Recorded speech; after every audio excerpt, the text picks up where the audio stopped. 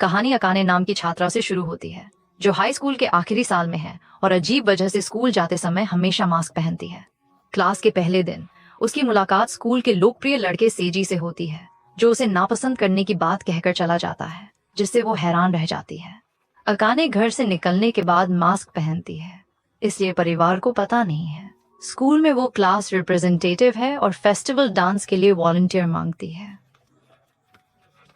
सब लोग सेजी का नाम लेते हैं, लेकिन वो मना कर देता है कि उसके पास समय नहीं है। फिर भी सब उसे जोर देते हैं, तो अकाने जिद करती है, जिस पर वो कहता है कि वो सिर्फ दूसरों के कहने पर यह काम नहीं करेगा। ये सुनकर एक सहपाठी अकाने को लीड करने को कहता है और वो मान जाती है। आर्ट क्लास में टीचर वैन गॉग की 2 तस्वीरें दिखाकर समझाते हैं कि खुद को देखने और दूसरों के नजरिए में फर्क होता है। फिर वे छात्रों को गुमनाम रूप से सहपाठियों के बारे में लिखने को कहते हैं और बाद में उन्हें पढ़ने के लिए कहते हैं।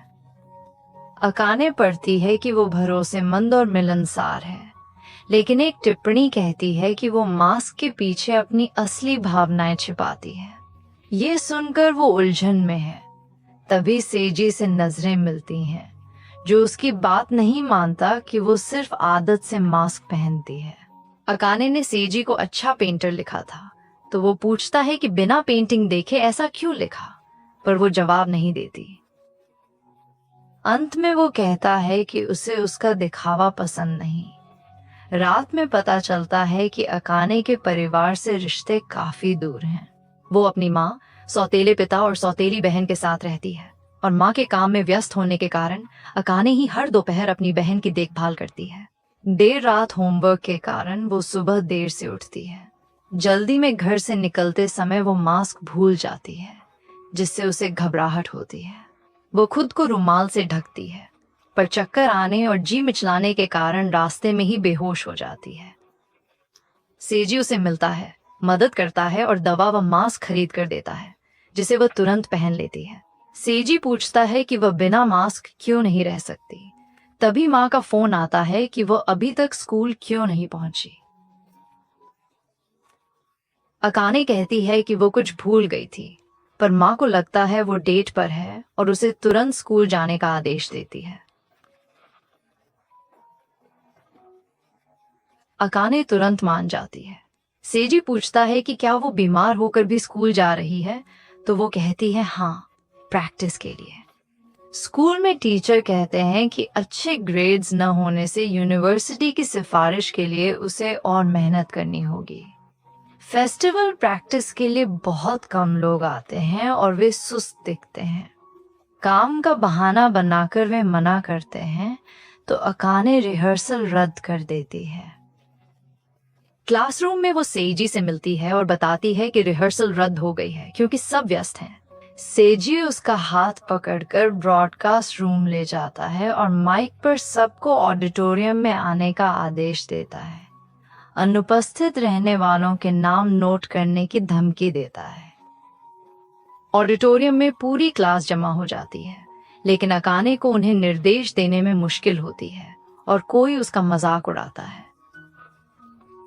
सेजी उसकी मदद करता है और उसे सलाह देता है कि वो चुपचाप सब सहना बंद करे और अपनी बात कहे। बाद में अकाने की माँ को एक मास्क मिलता है और उसे अपनी बेटी पर शक होने लगता है। अगले दिन फेस्टिवल के लिए जनरल रिहर्सल होती है, जहां अकाने साउंड और एम्बियंस की जिम्मेदारी लेती है। अंत में प्रेजेंटेशन इतनी अच्छी होती है कि दूसरी क्लास के छात्र भी प्रभावित हो जाते हैं। रिहर्सल के बाद अकाने एक गुप्त कमरे में पहुंचती है, जहां उसे कई पेंटिंग्स मिलती हैं। एक पेंटिंग में आसमान इतना सुंदर और असली लगता है कि वो एक पल के लिए अपना मास्क हटा देती है। तभी सेजी आता है और बताता है कि उसने ही इसे पेंट किया है। अकाने कहती है कि उसकी पेंटिंग उदास है, पर सुंदर भी है, और खुद को रोक न पाने के कारण वो रोने लगती है। सेजी उसे कुछ दिखाने के लिए सीढ़ियों तक ले जाता है और उसका हाथ थामकर ऊपर ले जाता है। छत पर वे दोनों एक खूबसूरत आसमान को देखते हैं। सेजी बताता है कि उसका सपना दुनिया घूमकर आसमान पेंट करना है।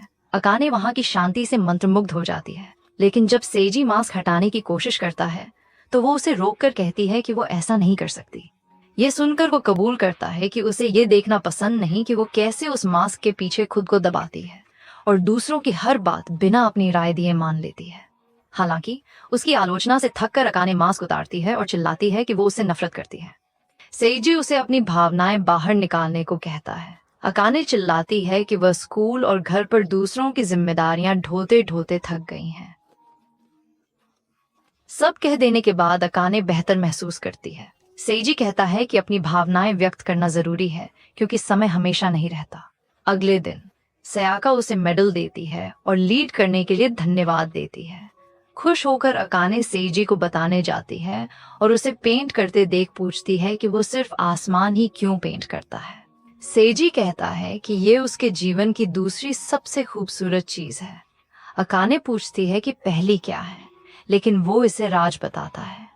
तभी अकाने को अपनी माँ का मैसेज मिलता है कि वो अपनी बहन को स्कूल से ले आए। वो मास्क पहनकर कहती है कि दूसरों के सामने इसे उतारना उसके लिए मुश्किल है, इसलिए वो इसे पहनना जारी रखेगी। सेइजी उस पर कुछ बनाने के लिए करीब आता है। उनके चेहरे कुछ सेंटीमीटर दूर रह जाते हैं, जिससे अकाने का दिल तेजी से धड़कने लगता है। ड्राइंग देखने के बाद अकाने खुशी खुशी चली जाती है और बिना जाने ही सेइजी के प्यार में पड़ने लगती है। पी क्लास में अकाने सेइजी को देखती रहती है। कुछ लड़कियां इसे नोटिस कर लेती हैं और बाद में बाथरूम में उसे मास्क पहनने के लिए अजीब और डरावनी कहती हैं। इसका अकाने पर गहरा असर पड़ता है। सायाका उसे मास्क उतारकर पानी पीने को कहती है, लेकिन अकाने बुरी तरह प्रतिक्रिया देती है और गलती से उसे धक्का दे देती है। सेइजी टीचर को बताता है कि अकाने की तबीयत ठीक नहीं है और वह उसे अस्पताल ले जाएगा। बाहर जाकर अकाने अपनी दोस्त के साथ बुरा बर्ताव करने पर रोने लगती है।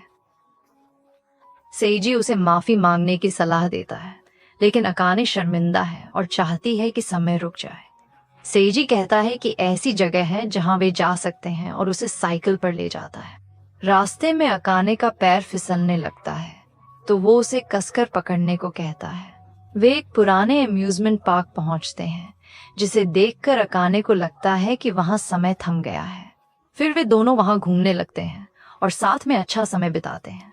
अंत में वे सूर्यास्त देखने बैठते हैं, जहां सेइजी कहता है कि उसे सूर्योदय ज्यादा पसंद है क्योंकि तब अंधेरा मिट जाता है।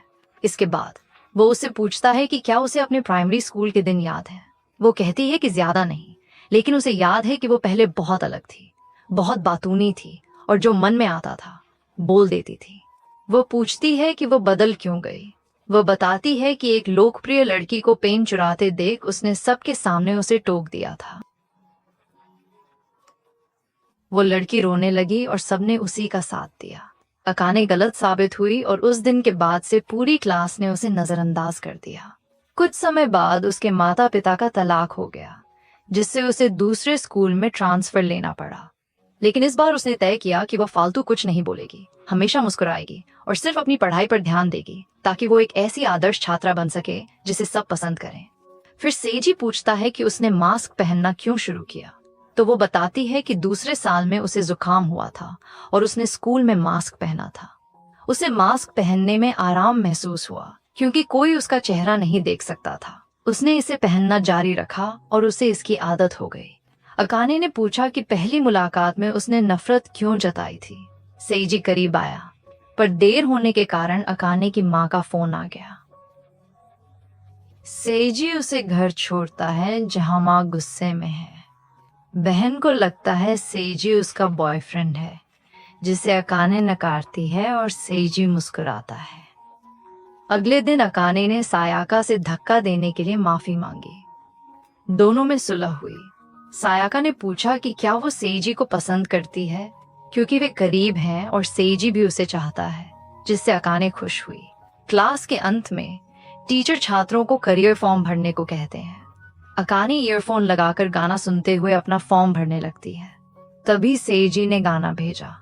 नाम पूछने पर उसने मुस्कुराकर कहा, कोई जिसे मैं भोर में मिलना चाहता हूँ। कुछ मिनट बाद वो टीचर को फॉर्म देने जाती है तो उनकी बातचीत सुनती है, जिसमें वे कहते हैं कि सेइजी ने अभी तक यूनिवर्सिटी नहीं चुनी है और वो विदेश में स्कॉलरशिप जीतने का मौका खो सकता है।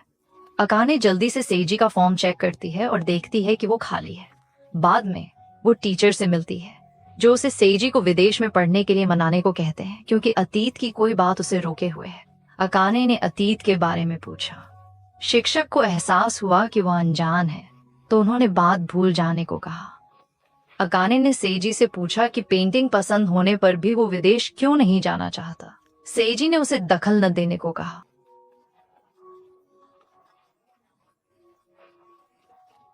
घर पर अकाने इसी बारे में सोच रही होती है, तभी उसकी माँ एक फोटो एल्बम लेकर आती है और उसे बचपन के सेइजी की तस्वीर दिखाती है। तस्वीर देखकर अकाने को याद आता है कि सेइजी उसके साथ प्राइमरी स्कूल में था, लेकिन किसी वजह से चला गया था। माँ बताती है कि बचपन में सेइजी को कैंसर था, इसलिए उसने स्कूल छोड़ दिया था। अगले दिन सेइजी के न आने पर अकाने ने शिक्षक से पूछा कि क्या वो बीमार है और इसी कारण विदेश नहीं जाना चाहता। शिक्षक बताते हैं कि सेइजी कैंसर से उबर चुका है, लेकिन आज वो अपने सालाना चेकअप के लिए गया है। बीमारी के दोबारा होने की संभावना बनी रहती है और यही बात सेइजी को परेशान करती है। बाद में सेइजी स्कूल लौटता है और शिक्षक को बताता है कि उसकी रिपोर्ट ठीक है। शिक्षक खुश होते हैं और उसे यूनिवर्सिटी के कुछ ब्रोशर देकर उनमें से एक चुनने की सलाह देते हैं। कुछ देर बाद सेइजी अकाने से मिलता है। वो बताता है कि बचपन में वो एक फुटबॉल टीम में था, जहां एक अमीर आदमी का बेटा उसे कमजोर समझकर हमेशा परेशान करता था। एक दिन उस लड़के ने उसे गिराया, पर कोच चुप रहे। फिर एक लड़की ने उसे मारा और छोटी होने के बावजूद जीत गई।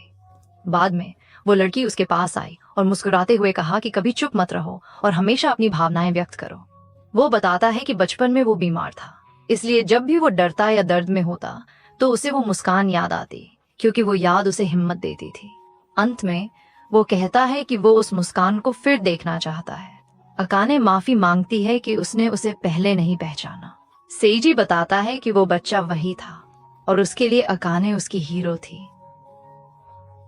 दोबारा मिलने पर उसने उसे पहचाना नहीं और उसका व्यक्तित्व बदल गया था, जो सेइजी को पसंद नहीं आया। फिर भी अकाने कबूल करती है कि वो उसे पसंद करती है, क्योंकि उसके शब्दों ने उसे मुखौटे के पीछे छिपने के बजाय मजबूत बनने की हिम्मत दी। वो उसे कुछ दिखाना चाहती है और छत की ओर दौड़ती है। इस बार वो उसका हाथ थामकर उसे ऊपर आने में मदद करती है। सेइजी अपना दिल खोलकर बताता है कि उसे डर है कि विदेश में उसकी बीमारी लौट आई तो वो वापस नहीं आ पाएगा। ये सुनकर अकाने उसे सांत्वना देती है और अपने सपने को पूरा करने के लिए आगे बढ़ने का हौसला देती है।